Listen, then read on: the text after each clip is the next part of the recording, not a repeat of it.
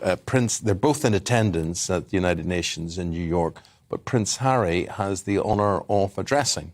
Yes, this is quite remarkable. I mean, if he's going to be delivering the keynote speech of the UN on climate change. And if it wasn't so hot today, you'd think it was April Fool's Day, because quite frankly, asking Prince Harry to talk about climate change is akin to the Vatican asking Boris Johnson to talk about celibacy, I think.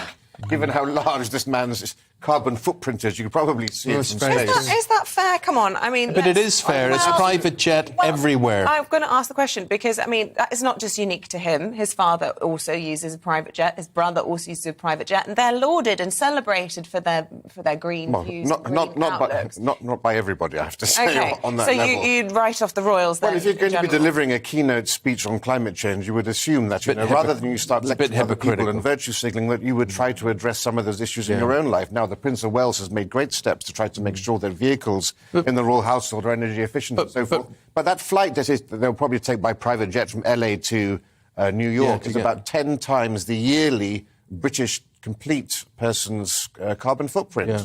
But, Rafe, could you also just explain to our viewers and listeners why he would be invited to make that address? Is this a celebrity booking, or what qualifies him?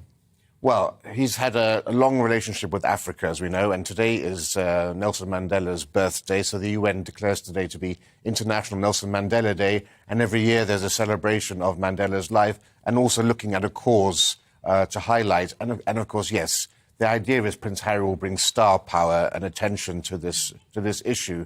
And it's the first actual public appearance of the Duke and Duchess since the Platinum Jubilee. Now, some people might be speculating why it's been so long since they actually have appeared in public. Some people might think that, of course, that they're licking their wounds for the last few weeks, having had their attempts to play a more prominent role in the Platinum Jubilee scuppered by the Prince of Wales and Prince William. What about Tom Bower? He's obviously a famous biographer. We speak to him often on this show, and I feel like I've almost read his entire bombshell book over the weekend. It's being serialised in the papers, an absolutely gripping read. Well, I think this is undoubtedly the book of the summer, and as a royal historian, I think it's the book of the year. I mean, the revelations that are being serialised in the Times, Sunday Times... The subject matter is what? This is a tell-all book about the relationship of the Duke and Duchess of Sussex. It's called Revenge, and it's really that gives us, I think, the best insight into the psychology of both Prince Harry and of Meghan. Is it revenge from them on the royal family or from the royal family on them? I think the former, because obviously I think no one can say that the royal family haven't bent over backwards to try to accommodate the royal couple.